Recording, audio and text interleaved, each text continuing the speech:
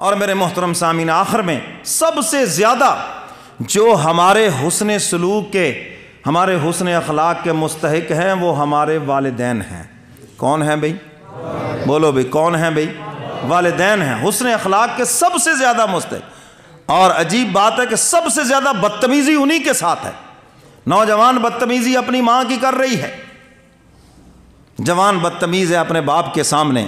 آج اس کو دوست کی باتیں بڑی اچھی لگتی ہے، ابا کی واض و نصیحت، ڈانٹ ڈپٹ بڑی بری لگتی ہے۔ بہت سے نوجوان ہیں، او جی ابا جی نے یوں کر دیا، شرٹ کر دی جی، فلاں کر دیا، ڈانٹ دیا دوستوں کے سامنے۔ کہ تیرے دوستوں کی کیا حیثیت ہے؟ تیرا باپ تو تیرا جنت ہے، اور ماں کے قدموں کے نیچے اللہ نے جنت سجائی ہے۔ حق تعالیٰ نے خود ادب بتلایا ماں باپ کا، فرمایا وَلَا تَقُلْ لَهُمَا أُفٍّ وَلَا تَنْهَرْهُمَا وَقُلْ لَهُمَا قَوْلًا كَرِيمًا۔ حق تعالیٰ فرماتے ہیں کبھی بھی ان کے سامنے اف نہ کرنا، اف نہ کرنا۔ یہ اف سے نیچے کوئی جملہ ہی نہیں ہے۔ اور میں اس کا مفہوم عرض کیا کرتا ہوں، میری طرف دیکھو، ابے کی بات سن کے یہ بھی نہیں کرتے، بعض ایسے کرتے نا، منہ چڑھاتے، اس کی بھی اجازت نہیں ہے، آواز نکالنے کی بھی اجازت نہیں ہے، بلکہ فرمایا وَلَا تَقُلْ لَهُمَا قَوْلًا كَرِيمًا۔ ان کے غصے کی باتوں کا جواب بڑی محبت سے دینا ہے، قولاً کریما، عمدہ بات کرنی ہے، مسکرا کر جواب دینا ہے۔ بات سمجھ آئی کہ نہیں؟ کیوں؟ سب سے زیادہ تیرے محسن اللہ رب العزت اور حضور علیہ الصلاۃ والسلام کے بعد یہ تیرے والدین ہیں، یہ سب سے بڑے تیرے محسن ہیں، اور ان کا، اور یہ تیرے سب سے زیادہ حسن سلوک کے مستحق ہیں۔ قرآن پاک میں دیکھو متعدد مقامات پر اللہ تعالیٰ نے جب ماں باپ کی باری آئی تو کیا فرمایا؟ وَبِالْوَالِدَيْنِ إِحْسَانًا۔ انصاف کی بات نہیں کی کہ ان سے انصاف کرنا، بلکہ کیا کہا؟ احسان کرنا، احسان کرنا۔ انصاف سے بھی اگلا درجہ کہ جب بھی کوئی معاملہ ہو ماں باپ سے کیا کرنا ہے؟ بولو بھی، ماں باپ سے کیا کرنا ہے؟ خرچ کرنے کی باری آئے تو زیادہ خرچ کرنا، مت دیکھنا ابا جی کل تو دیے تھے، اماں جان کل تو دیے، نہ یہ کبھی بات نہ کہنا، جتنی ہمت ہے ان کے اوپر خرچ کرنا۔ اور اسی طرح اگر کوئی ایسی بات کا وہ کہیں جو خلاف شریعت نہ ہو، اگر کوئی بات شریعت کے خلاف ہے پھر ان کی اطاعت نہیں، فَلَا تُطِعْهُمَا، پھر تو قرآن پاک میں بتا دیا کہ کبھی ان کی اطاعت نہ کرنا، یہ تمہیں شرک پہ مجبور کریں، کبھی ماں باپ کی بات نہ مانیں۔ ابا جان کہا جی داڑھی منڈا دو، کبھی ان کی بات نہ مانیں۔ بلا وجہ بیوی کو چھوڑ دے، کبھی ان کی بات نہ مانیں۔ ہاں اگر کوئی ایسی بات کا حکم دے جو خلاف شریعت نہ ہو، اگرچہ تمہارے خلاف مزاج ہو، اگرچہ تمہارا مالی نقصان ہو، تو پھر اپنے ماں باپ کی فرما برداری کرنا، اللہ خیر اسی میں ڈال دیں گے۔ کیوں جی بات سمجھ آ گئی؟ اور دنیا میں جتنے رشتے ہیں سب مطلب سے وابستہ ہیں، اور ایک ماں باپ کا رشتہ بغیر مطلب کے وابستہ ہے۔ وہ احسان دانش مرحوم کی اشعار ہے نا، آپ کو سناؤں۔ ایک والدہ جب دنیا سے جانے لگی ہیں جی، تو آخری وقت اس کو نہ اپنی بیماری کی فکر، نہ موت کی فکر، آخری وقت فکر ہے اپنی اولاد کی فکر۔ معصوم بچے کھیل رہے ہیں، وقت آخری آ گیا، بیماری اسٹیج پہ پہنچ گئی، شوہر کا انتقال پہلے ہو چکا ہے۔ احسان دانش مرحوم کہتا ہے کہ اس خاتون نے جو فریاد کی، آہوزاری کی، جو دعا کی، اس نے اس کو اپنے اشعار کے اندر پرو دیا۔ کیا خبر ان کو یتیمی گود میں لینے کو ہے، اماں کو خاموش تربت کی صدا دینے کو ہے۔ ان بچوں کو کیا علم چند لمحوں کے بعد، جس طرح پہلے باپ کا سہارا سر سے اٹھ گیا، چند لمحوں کے بعد یہ ماں کا سہارا بھی سر سے اٹھ جائے گا۔ کیا خبر ان کو یتیمی گود میں لینے کو ہے، اماں کو خاموش تربت کی صدا دینے کو ہے۔ جانب گردو اٹھاتی ہے وہ پھر دست دعا، اور کہتی ہے کہ سو سننے مال کے ہر دو سرا، اللہ کے دربار میں دامن پھیلا لیتی ہے اور دعائیں کرنے لگ جاتی ہے اولاد کے لیے. اور جو ماں باپ کی دعا ہے درمیان میں کوئی پردہ نہیں ہے، کوئی رکاوٹ نہیں ہے، یہ سیدھی اللہ کے عرش سے جا کے ٹکراتی ہے. دعا ہو یا بد دعا ہو حق تعالی اس کو قبول فرما لیتے ہیں. کیا خبر ان کو یتیمی گود میں لینے کو ہے. اماں پھر دعا کرتی ہوئی کہتی ہے میرے بعد ان خستہ جانوں کو پریشانی نہ ہو، لرزہ بر اندام ان کی شمع ایمانی نہ ہو. اے الہ العالمین میرے مرنے کے بعد ان کو کوئی تکلیف نہ پہنچے. اے الہ العالمین یہ گلیوں میں روتے نہ پھرے. میرے بعد ان خستہ جانوں کو پریشانی نہ ہو، لرزہ بر اندام ان کی شمع ایمانی نہ ہو. یہ نہ ہو یہ جا کے پھیلا یہ کہیں دستے سوال، یہ نہ ہو اترے ہوئے چہرے ہوں تصویر ملال. اے الہ العالمین کہیں ایسے نہ ہو اپنی ضرورتوں کو پورا کرنے کے لیے یہ مانگتے پھریں اور یہ گلیوں میں غم کی تصویر بنے پھرے. اس لیے میں تیری بارگاہ میں یہ درخواست کر رہی ہوں میرے بعد ان خستہ، میرے بعد ان کا سکون زندگی برباد ہو.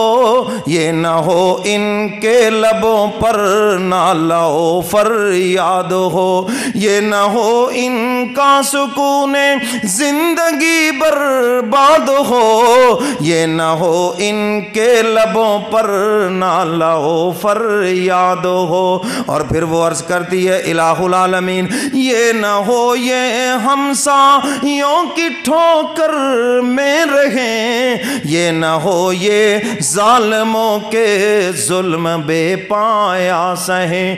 اے الہ العالمین کہیں ایسے نہ ہو کوئی پڑوسی ان کو اپنا نوکر بنا لے، اپنا غلام بنا لے اور ان کے اوپر وہ ظلم و ستم کے پہاڑ توڑ دے. اس لیے میں تیری بارگاہ کے اندر یہ درخواست کر رہی ہوں. اور پھر روتی روتی عرض کرتی ہے الہ العالمین یہ نہ ہو ان ضدیوں کی کوئی ضد پوری نہ ہو، یعنی پائے شوق میں زنجیر مجبوری نہ ہو.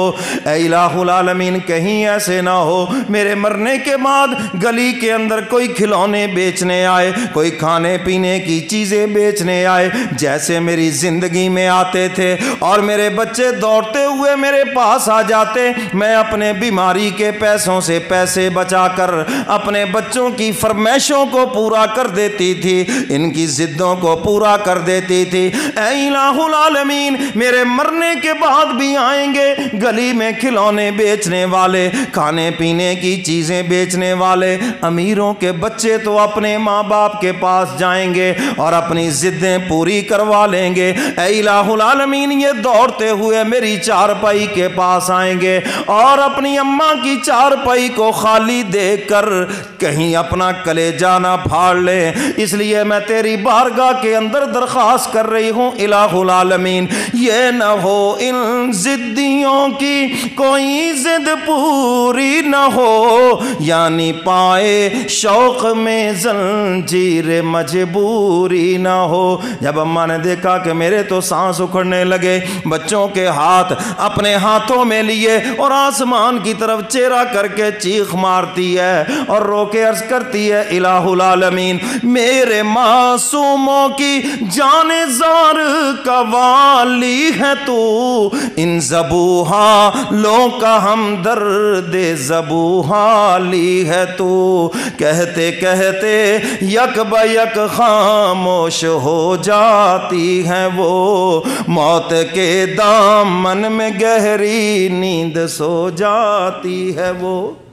آخری وقت بھی اگر ماں کو فکر ہے، اپنی اولاد کی فکر ہے، دنیا کے جتنے بھی رشتے ہیں یاد رکھو کسی نہ کسی مطلب سے وابستہ ہیں. ایک ماں باپ کا رشتہ ہے جو بغیر مطلب کے وابستہ ہے، اور سب سے زیادہ تیرے حسن اخلاق کے مستحق تیرے والدین ہیں، تیرے حسن سلوک کے مستحق تیرے والدین ہیں، ان کے ساتھ سب سے زیادہ تو اخلاق سے پیش آ، ارے ان کو تو صرف تو ہنسا بھی دے، اس پر بھی تجھے ثواب ملے گا، ارے ان کو تو خوش ہو کر ایک محبت کی نظر سے ہی دیکھ لے، اللہ اس پر بھی مقبول حج اور عمرے کا ثواب عطا فرمائے۔ تو اس لیے میرے محترم سامعین، ماں باپ سے کبھی بدتمیزی نہ کرنا، اور میں اپنی بیٹیوں سے بھی کہتا ہوں، خواتین جہاں سے بھی آئی ہیں، میں اپنی بیٹیوں سے بھی کہتا ہوں، کبھی بھی اپنی والدہ سے بدتمیزی نہ کرنا، باپ سے کبھی بدتمیزی نہ کرنا۔ اللہ اکبر۔ اور جو ماں باپ کا دل دکھاتا ہے، دنیا کی بڑی ترقیاں اور بڑی چیزیں، سب چیزوں سے محروم ہو جاتا ہے، اور جو ماں باپ کی دعائیں لیتا ہے، بہت ساری وہ چیزیں بھی اس کو مل جاتی ہیں جس کی اس کے پاس ہمت ہی نہیں ہوتی، کبھی یہ سوچ بھی نہیں سکتا تھا مجھے بھی کار ملے گی، مجھے بھی گاڑی ملے گی، مجھے بھی جناب بنگلہ ملے گا، مجھے بھی جناب یہ ٹھاٹ واٹ ملے گی۔ فرمایا یہ تیری محنت کا صلہ نہیں، تیرے ماں باپ کی دعاؤں کا نتیجہ، ان کی دعائیں تجھے وہاں لے گئی۔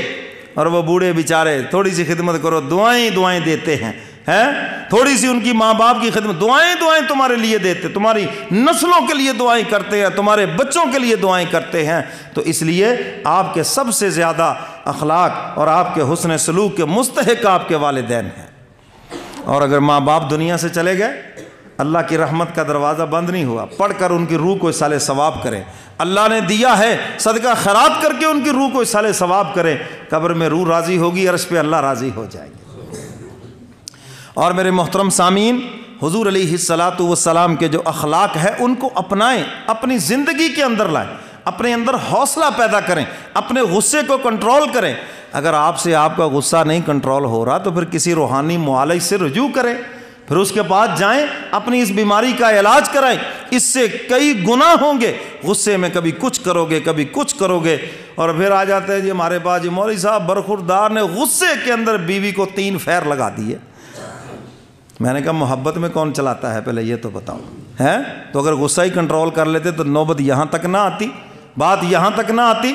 وہ کہتا جی اگر بیوی کہتی یہ تھی، میں نے کہا وہ تو آدھی عقل والی ہے، پاگل کا کام ہی یہ ہوتا ہے ایسی بات کرنا، تو عقل والا تھا، تیری عقل کہاں چلی گئی؟ تو سمجھ والا تھا نا، تیری سمجھ کہاں چلے گئی؟